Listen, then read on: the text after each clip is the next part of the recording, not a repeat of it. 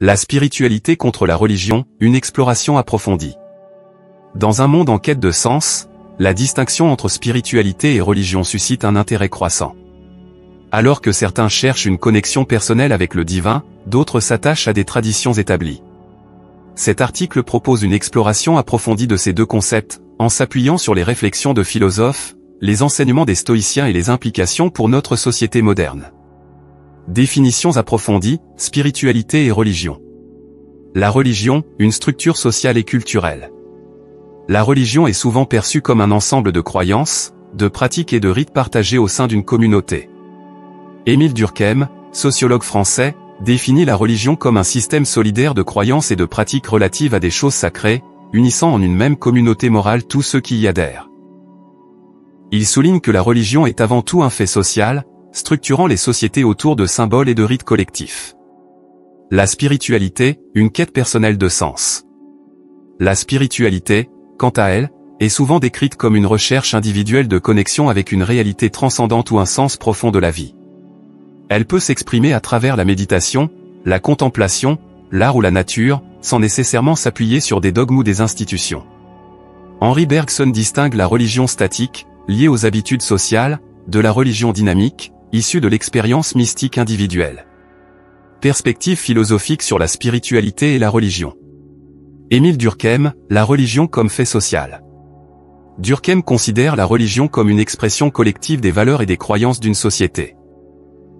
Il affirme que les rites et les symboles religieux renforcent la cohésion sociale et permettent aux individus de se sentir partie intégrante d'un tout. Selon lui, même dans des sociétés sécularisées, des formes de religiosité subsistent, comme le culte de l'individu. Henri Bergson, la mystique comme source de la religion dynamique.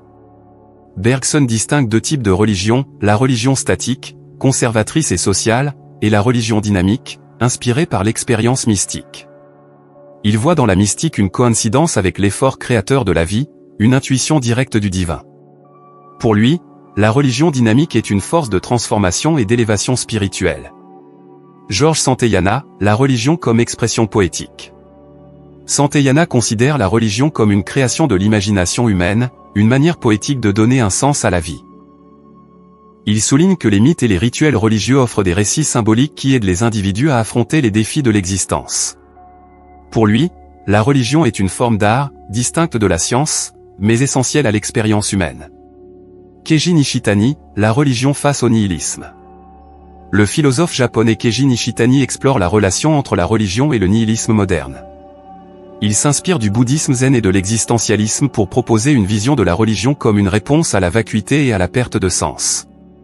Pour lui, la véritable spiritualité naît de l'expérience directe du vide, menant à une transformation intérieure profonde. André Comte-Sponville, une spiritualité sans Dieu. Philosophe français contemporain, André Comte-Sponville se définit comme un athée fidèle. Il défend l'idée d'une spiritualité laïque, fondée sur l'amour, la beauté et la sagesse, sans recours à une divinité transcendante. Pour lui, la spiritualité est une dimension essentielle de l'humanité, indépendante des religions instituées. Les stoïciens face à la spiritualité et à la religion. Les stoïciens, principalement Zénon de Kition, Épictète, Sénèque et Marc Aurèle ont offert une vision du monde qui mêle philosophie morale, métaphysique naturelle et spiritualité, sans pour autant s'attacher aux formes institutionnelles de la religion.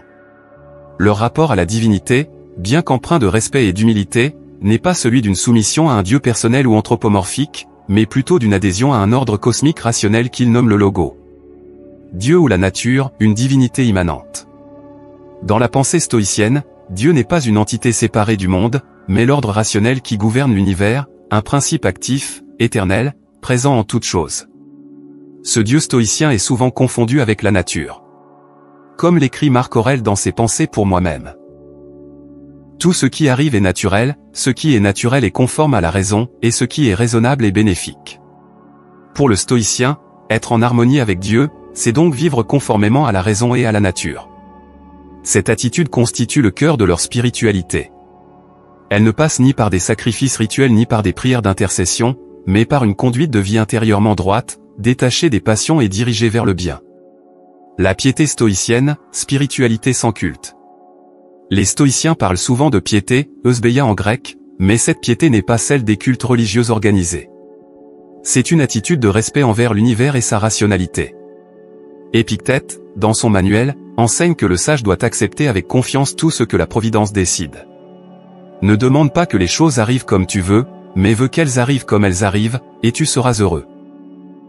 Cette forme de spiritualité repose sur l'acceptation du destin, la reconnaissance que tout est à sa juste place, même le malheur. C'est une forme de foi, mais une foi dans l'intelligibilité du monde, non dans un dogme révélé ou une liturgie codifiée. Religion et superstition, la critique stoïcienne. Sénèque, dans ses lettres à Lucilius, critique sévèrement la superstition, qu'il distingue de la vraie religion. Pour lui, la superstition corrompt la relation à la divinité, en incitant les hommes à la peur, aux rites absurdes, aux demandes intéressées. Il écrit : La religion honore les dieux, la superstition les offense.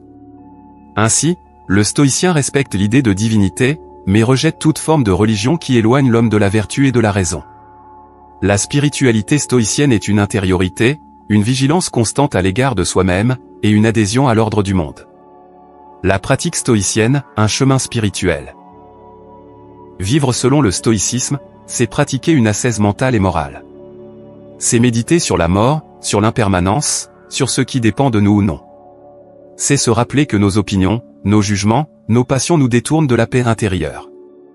Cette pratique quotidienne, rigoureuse, est comparable à une démarche spirituelle intense, qui transforme progressivement l'individu. On comprend alors pourquoi certains voient dans le stoïcisme une alternative aux religions traditionnelles, une sagesse sans dogme, un appel à l'excellence morale, une spiritualité fondée sur la lucidité et la sérénité. Massimo Pigliucci, dans son ouvrage How to be a Stoic, souligne que les stoïciens considèrent Dieu non comme une entité anthropomorphique, mais comme une présence dont nous faisons tous partie. Cette vision encourage une spiritualité fondée sur l'harmonie avec la nature et la rationalité, plutôt que sur des rites ou des dogmes. Impact de la distinction spiritualité et religion dans le monde moderne. Dans un monde globalisé, fragmenté et en constante mutation, la distinction entre spiritualité et religion n'a jamais été aussi pertinente. Ce clivage, longtemps confondu ou ignoré, est aujourd'hui au cœur des transformations sociales, culturelles et individuelles. Là où la religion institutionnelle semble perdre de l'influence dans de nombreuses sociétés occidentales, la spiritualité, elle, connaît un regain puissant. Mais pourquoi cette distinction a-t-elle un tel impact dans notre époque moderne ? Une quête de sens hors des dogmes. Dans les sociétés postmodernes, l'individu est de plus en plus en quête d'authenticité et de sens personnel. Beaucoup se méfient des institutions, qu'elles soient politiques, éducatives ou religieuses. La religion, souvent perçue comme rigide, hiérarchique, voire dogmatique, est parfois accusée d'imposer des vérités toutes faites, de restreindre la liberté de penser ou de juger. La spiritualité, au contraire, apparaît comme une voie plus libre, plus intérieure, où chacun peut construire sa propre relation au sacré, au mystère, à l'univers. Elle permet de cultiver l'éveil, la conscience, la paix intérieure, sans passer par des structures de pouvoir ou des dogmes établis. Cette mutation profonde du rapport au sacré affecte la manière dont l'humanité aborde la souffrance, la mort, la solitude et même l'amour. L'essor des pratiques spirituelles alternatives. La distinction entre spiritualité et religion se reflète dans l'essor massif de pratiques comme la méditation, la pleine conscience, mindfulness, le yoga, le reiki, le chamanisme, ou encore les retraites de silence. Ces pratiques ne relèvent d'aucune tradition religieuse rigide, mais elles nourrissent une forme de connexion avec soi-même, avec les autres, et parfois avec quelque chose de plus vaste que soi. Le développement de ces disciplines. Souvent appuyé par la psychologie contemporaine ou les neurosciences montrent que la spiritualité peut répondre à des besoins profonds de paix intérieure, de régulation émotionnelle, de sens dans un monde hyperconnecté mais souvent vide de repères. Le défi des religions face à la montée de la spiritualité libre. Les institutions religieuses font aujourd'hui face à un double défi, d'un côté, l'érosion des fidèles traditionnels, de l'autre, la montée d'une spiritualité libre, plus horizontale, souvent syncrétique. Cette spiritualité puise dans plusieurs traditions, bouddhisme, stoïcisme, christianisme mystique, etc., sans exclusive ni attachement formel.